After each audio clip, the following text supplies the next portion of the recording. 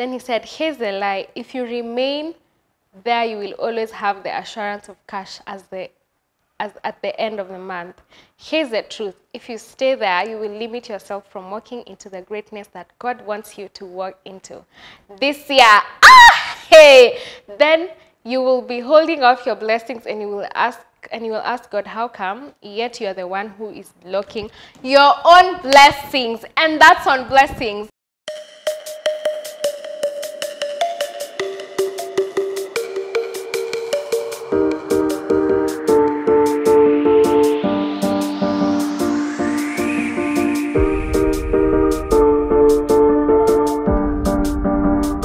Hey guys, how are you doing? Welcome back to my channel. It's been a long time but welcome back to my channel. Thank you so much for choosing to join me. It's been, I think, a month since I did a video, because even the ones that I've been uploading, I recorded them like a month ago. So I think have not recorded a video the whole month of May, but here we are in June and I'm excited. Thank you so much for choosing to join me. It's also my birthday month, so good vibes and whatnot.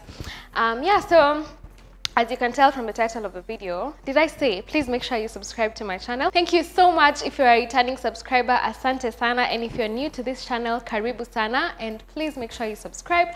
I promise you will enjoy the content that I put out, I hope. But anyway, so as you can tell from the title of the video, today we're talking about why I quit my job. It's been a whole year. I really don't know why it's taken me a whole year to do this video. But I think also it's a good time to talk about, me quitting my job and the 1 year. How has it been for me up to this time?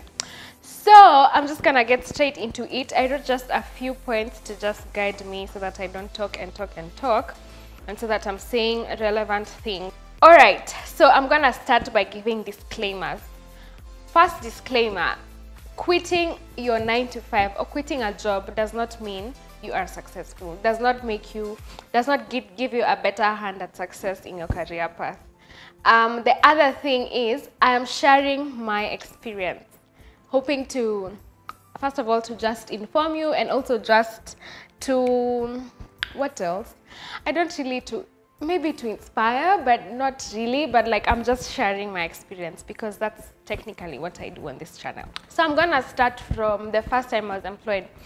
I got my first job in 2017. I was in my 4th year of campus. Then I got this internship, and this internship turned into a contract. So that's where I worked. That was my first job. So from 2017, I think I've worked in 4 different places. The last one being, so I've worked in the media, I've worked in an agency, I've worked in a news agency. The other one was like an advertising agency, then a news agency. Then I think the last job is now my last employer, which was ABSA. So I've technically tasted, those fields. So at first, I thought, I knew I would be that person who, I wanted to climb the corporate ladder, I wanted to be, start from internship, get to Nini and managerial positions and whatnot. I wanted all that. But then I realized that now I think when I realized that I actually wanted to venture out into my own thing was, I think, the last job that I was at. Actually, even before that. And there's certain situations, certain circumstances that pushed me to discover that. But one of the things that really made me step out was I was feeling redundant. I was feeling like I wasn't growing. And I think that's also why I kept moving jobs, because I would stay in a certain job, and if I feel like I'm doing the same thing over a long period of time and I can't even progress because I have to go for approval, I have to do, there's so many other things in that umbrella for the corporate. Like I said, this is just my experience, because there are people who actually feel like they're growing when they're employed. So this is purely me sharing my experience. But for me, that's how I felt. I felt very redundant. And then what I realized is that it was nothing to do with my employers. It was nothing to do also with the payment, because of course, by the time I was starting employment, I wasn't being paid a lot of money. It was basically just transport. Like, it was like just decent money. But by the time I was at ABSA, I was being paid a good amount of money, and still I was feeling a lacking. I was feeling a dryness, and that for me was a challenge. And even as I looked like in future, and I imagine myself 5 years, and I would imagine myself in an office somewhere, seated in front of a computer, and it just wasn't working for me. Like, I was feeling very limited, very squeezed up in like a cocoon. Cocoon? Is it cocoon or cocoon, babe? Cocoon. Cocoon. Cocoon. Okay. Yeah. Cocoon.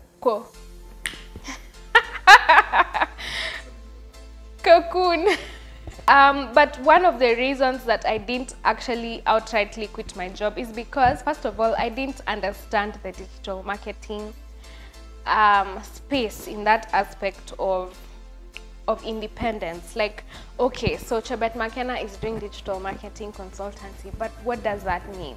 Where will I get my first client from? Where will I get exposure then, even if it's not just, you know, a client and whatnot? So yeah, of course I hung in there at ABSA. I remember I wrote my first, I should stop mentioning ABSA because they really do not have a problem. They really did not contribute to my quitting.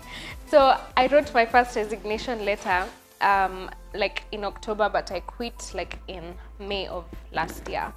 So why I held back? Because of course of fear. Because what employment does to you, you get comfortable in the sense that it's like financial security of sorts, because you know at the end of the month or at whatever time of the month that they pay, you will get money in your account, right?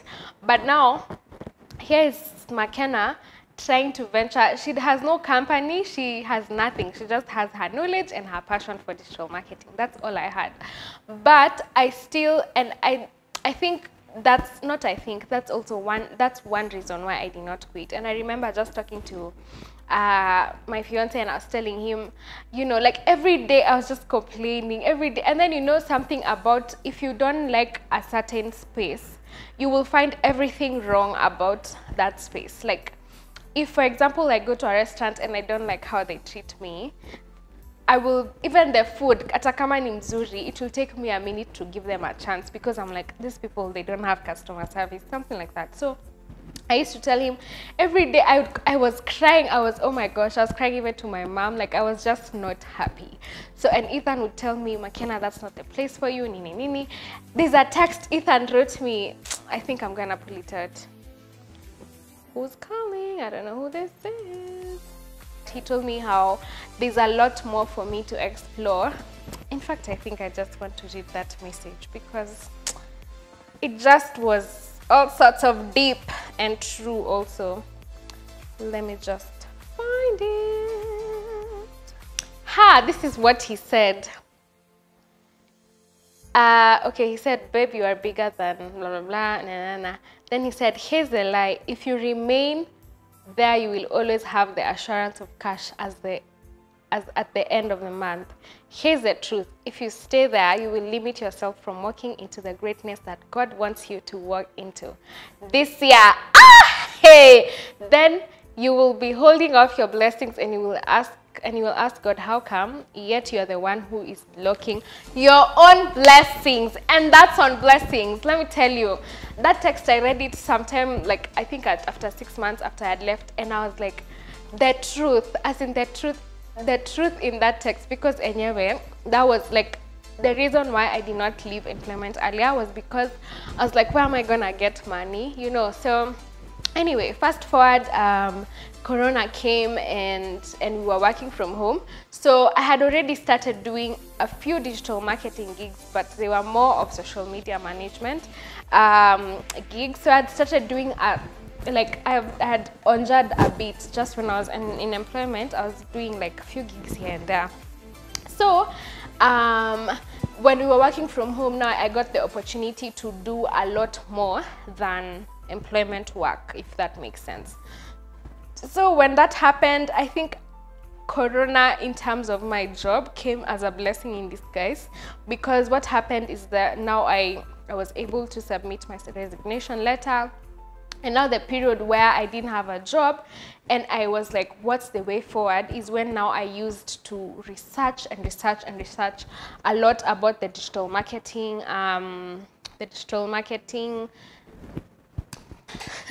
Now I had a lot of time in my hands, and now I decided to take that time and do like a lot of research in terms of digital marketing, just to understand also what exactly I wanted. Because yes, I knew I wanted to do digital marketing as a consultant, as an independent, but I didn't know how to penetrate the market, quote unquote.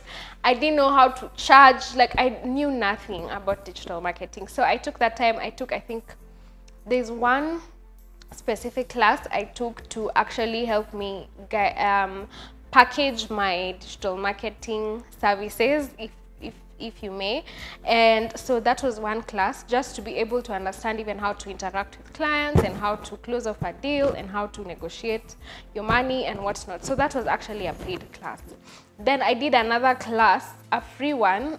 It's a very common one, digital Google for Africa, digital skills Google for Africa.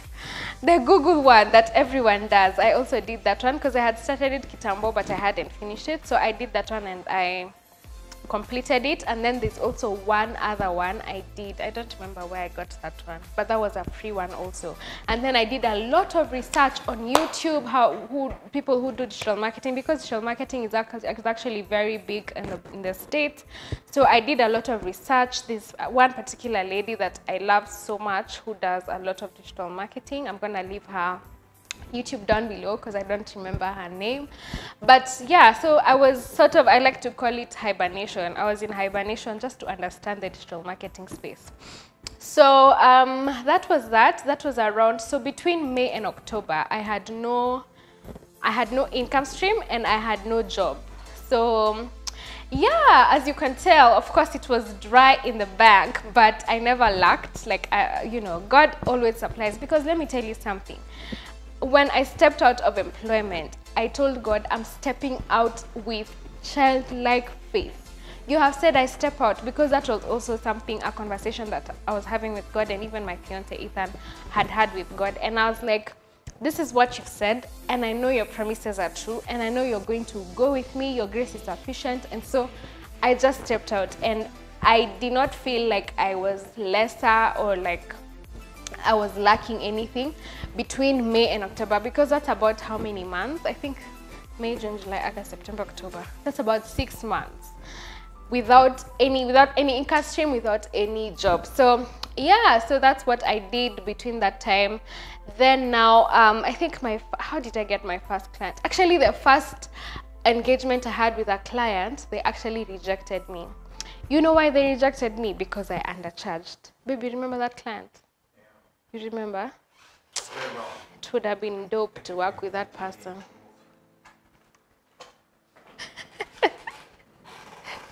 So, nipe maji. Pole, so.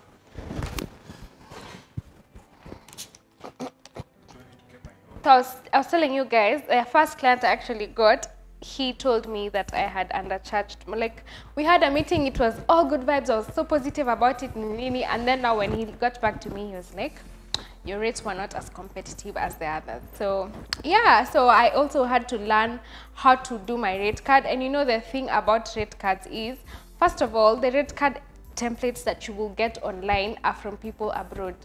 Those rate cards do not apply to the Kenyan market. So that also means doing research in the Kenyan market. I had a bit of an advantage because, as I told you guys, I had worked in an agency. So I had an idea of like the pricing, but also now I had to do a lot of research, because something about rate cards that I have realized, you charge your time, you charge your experience, you charge the amount of work. So they would tell you like, this is not a lot of work, but also you are taking me because I have the expertise in that area, so I'm gonna charge for that as well. And of course the time that you're gonna use to create the work that you're doing for them.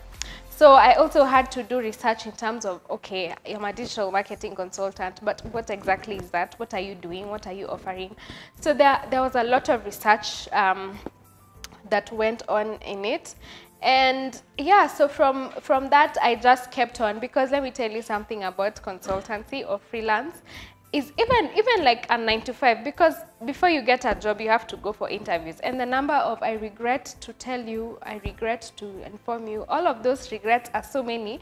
But the thing about it is that, first of all, keep in mind that if they did not pick you, it doesn't mean that you're lesser of your expertise. So if maybe you are not qualified for that job, so what you do with that information about regret, we do not give you this opportunity, is just take it and go and look for, is it because of how you packaged your CV? Because some people are actually very, very qualified, but how you package your CV throws off or does not relate with your employer. So all of this I had to take in a positive way. Like, even if a client says they can't work with me, I'm like, okay. But also there was the challenge of free jobs. And I remember Ethan telling me that if you begin to take a free job now, that will be your story. Because there's this job which had come and they were offering me like kidogo money, and I was willing to take it just so that I have money. And then now, you know, next nitawaitisha pesa. But he told me, don't start with that space for, okay, I can do like a pro bono job, you know, like, oh, okay, nini, because some clients will tell you, oh, corona, but I'm like, if corona is affecting you, it is affecting me too, because hey, we're on the same planet, you know. So yeah, there was that also. But now, looking back, I have not, I think also Ethan asked me again if I miss employment, and I was like, no, I haven't felt like I wish I did not leave my job. And here's the thing, I will never say never to employment. I never know how the years will come. Like, I don't know. So I'm not gonna say, oh my gosh, I'm never going to be employed again. But so far, I am not feeling like I shouldn't have left. It has been a good year, even in terms of growth, because I feel like I've grown a lot in terms of like digital marketing, and just also my interaction with people and all of that. So I have learned a lot also. I have learned to toughen up. I have learned, what else have I learned that stands out? I don't even know. I've learned so much. I've learned also to be in control of my time, because the thing about consultancy means that, because there's a time I remember, especially late last year, I had so many clients, Paka, I was like, I'm not taking any more clients. And then there was so much work to do. Paka, I was like, is it like another employment story where there's so much to do, you have to work overtime and whatnot? So I have control over my time, so I know how to, rather, I think I've learned, or I'm learning how to plan my time. Because here's the thing about me, I love my sleep. So I can even sleep up to midday. But you see now, that means that I have lost about how many hours? Almost 6 or 8. Let's say 6, because 4. Only 4. Why? Because I wake up at 8. Because I start like my day at 8. Basically. Yeah, so about 4 hours of my day. So that has also helped me to have a control over my time. And what else? What else, babe?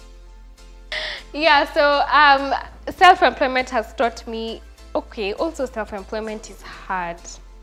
Let me tell you, it's not easy. It's not easy because in terms of even like the whole planning yourself aspect, and then there's also expectations from everywhere, because, you know, for example, if you're employed, there's expectations only from one. The channel is almost one, but from Nini is, you know, this client does not know you have, okay, they know. I make sure I tell my clients actually that I have another client.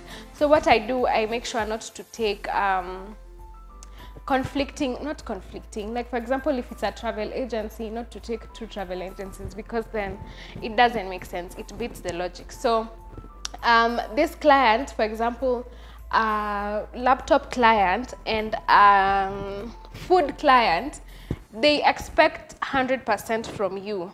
So they don't expect that, you know, because you're handling this client, this other one will lack in a certain way. So they both expect 100% from you.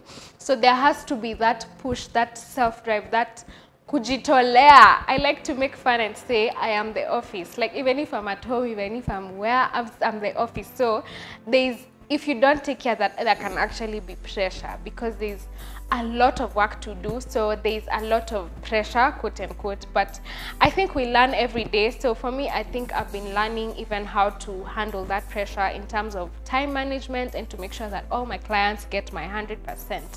So I am currently a digital marketing consultant. If you have any product or service that you want to amplify online, your girl is the go-to. So I'm gonna leave my email down below. I have to plug myself. I'm gonna leave my email down below, and then you guys can, you know, reach out or refer and all of that. I remember actually I did a Q&A in December. I did a Q&A in December, and someone asked me where do I see myself in 5 years in terms of consultancy, and I said I would desire to get to a place where I don't have to do the hard work, because the hard work here, I mean, I don't enjoy doing proposals and reaching out, because where I am as of now is I am the consultant, I am the HR, I am the admin, I am everything. So there's a lot of, for example, I have to do like proposals, I have to reach out, I have to go for the meeting, I have to do the work. So my desire is that even in future I get to a place where people actually, like those clients refer to me to other clients, so that reduces my work in terms of reaching out. But also I also really desire to just have like a team where I can contract and work with. So the beauty about life is enjoying the process of growth, not just looking forward to the success story, quote unquote. So yeah, in whatever area of expertise or whatever area of work you are in, please just do your best and make sure you're doing your best to actually just enjoy the process. Don't look at someone else and say, oh, I wish I was like this or like that. Just, Auntie Betty says, just live your best life. This was actually not intentional, but I think it goes with what we're talking about. Love it. Yeah, so living my best life, make sure you live your best life. And best life does not mean vacation here and there. It means a life that actually brings you so much fulfillment and so much joy, okay? So I'm gonna love you and leave you. We're gonna go to Studio B, where we're gonna find Ethan. He has a couple of questions for us. Studio B, did you hear that? And that's on upgrade, okay? Okay, so here we are, Studio B. Welcome to Studio B. Yeah, we're ready to go? We're live? Okay, good. So welcome to Studio B, Makena. This is a hot seat. Welcome to the hot seat. Thank you very much. Hurd. Nice. Karibu sana to the hot seat. So we're just gonna ask Makena some questions and just find out, you know, some of the things that she went through when she was making that transition. What actually made you, you know, make that transition? What was that point? Yani, was there like a one point where you were just like, okay, this is it? I don't think so. I don't think I could identify, because there's so many. It literally feels like an interview. But I don't think there was a point like per se, but there was a lot of situations or like circumstances led me to it. One more question. We both know how difficult it is. Like how difficult it is to be self-employed. Yeah. Yeah. Is it though what to make that one? Yeah. That transition. Like, yeah. I mean, if we're here telling people, oh my gosh, I'm self-employed. Like, yeah. Is it worth it? Yeah. Honestly, it is. Like, it is very rewarding. It is very rewarding in my mind, in my heart, and even just thinking about my future.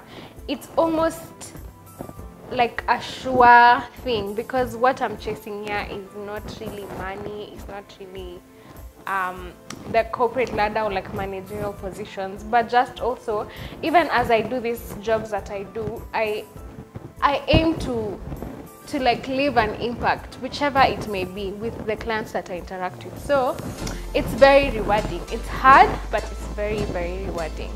Well, you heard it from the horse's mouth. Well, she's not a horse, as you can tell, but you heard it. There we go. Till next time, this is the hot seat with Hurd. I'm kidding though. Thank you guys. Yeah. Thank you so much for watching this video. I hope you guys enjoyed. I really just wanted to share my experience, and I hope you picked a thing or two or nothing. I just hope you enjoyed the video. Yeah. Thank you so much for watching. I'm gonna leave Ethan's video right here. I hope it's this side, so that you guys can check it out also. Yeah, so yeah, thanks for joining us. Till next time. Bye. Remember to subscribe, like and share.